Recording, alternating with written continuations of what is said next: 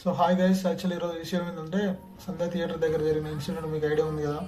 అక్కడ రేవతి అనే అమ్మాయి కూడా చనిపోవడం జరిగింది తొక్కీసలాటలో. ఆ రోజు అల్లు అర్జున్ గారు రావడం జరిగింది సినిమాకి, ప్రీమియర్ షోకి 4th ఆ రోజు తొక్కీసలాటలో ఆమె చనిపోవడం జరిగింది. అది చాలా బాధాకరమైన విషయం. అదేవిధంగా తన కొడుకు కూడా ఈరోజు కోమాలో ఉండడం జరిగింది. తన హాస్పిటల్కి తీసుకెళ్లారు. సో 14 days నుంచి తను కోమాలోనే ఉన్నాడు.